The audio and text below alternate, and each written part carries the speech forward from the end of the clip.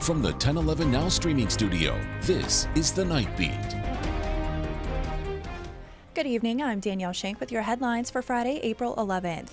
New details are emerging about a Lincoln police captain on paid administrative leave amid allegations of past sexual misconduct. Captain Jake Dilsaver was removed from his role as supervisor of the Special Victims Unit, and text messages suggest now Chief Michonne Morrow was aware of concerns about Dilsaver long before his removal. Texts obtained by 1011 show that around October 2020, Morrow, a captain at the time, was informed by former officer Angela Sands about Dilsaver sexting another officer. Morrow reportedly said she was speechless about Jake. The city declined to comment on the texts or any actions taken, citing pending litigation. Morrow officially became chief in 2024. An update on the deadly house fire in Crete, where 3 people lost their lives. 73-year-old Sam Augie died at the scene, while firefighters rescued 74-year-old Dolores Augie and a 5-year-old boy, both of whom sadly passed away at the hospital. Authorities believe the fire may be linked to a propane grill located on the home's front porch. Switching gears, with over 700 measles cases reported across 25 states and 97% of those infected being unvaccinated, Nebraska officials are sounding the alarm. At a press conference today, Governor Jim Pillen urged residents, especially parents, to make sure their children are protected with the MMR vaccine. Health officials say herd immunity requires at least 95% vaccination. Nebraska's current rate is around 94%. In Texas, where the outbreak began, cases climbed by 36 just today, bringing the state's total to 541. Neighboring states like Kansas and Colorado have also reported cases. Nationwide, 79 people have been hospitalized so far. There are currently no confirmed measles cases in Nebraska, but just one case at a school, airport, or shopping center could lead to dozens or even hundreds of exposures, and preventing cases is everybody's goal.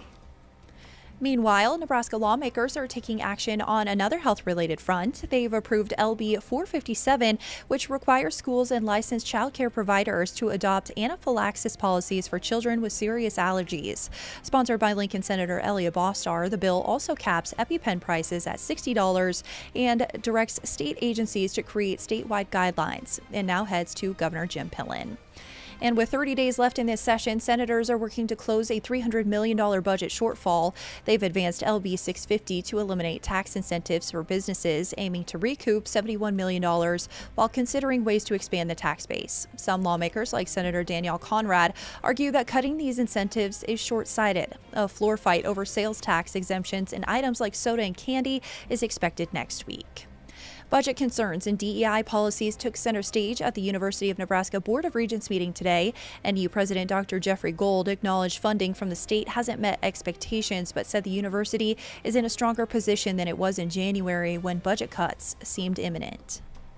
We are very grateful and fully understand that our state is facing its own budgetary pressures, and that our governor and state senators have spent this session having difficult discussions, making difficult decisions.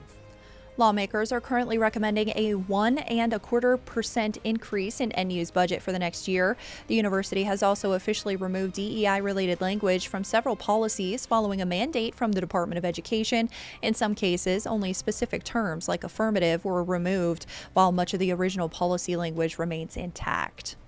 Lastly, Husker volleyball will soon compete at the John Cook Arena inside the Bob Devaney Sports Center, a name change unanimously approved by the NU Regents today. They also plan to install a bronze statue of Cook outside Devaney. Cook, who retired earlier this year, won 13 conference titles and 4 national championships during his tenure.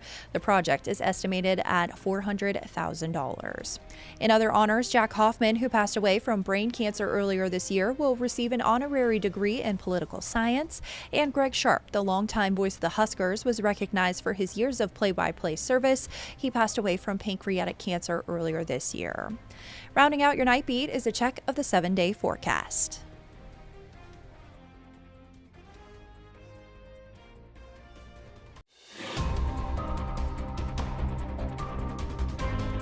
You've been listening to The Night Beat. Watch, listen, and stream on the 1011 app on YouTube or wherever you get your podcasts.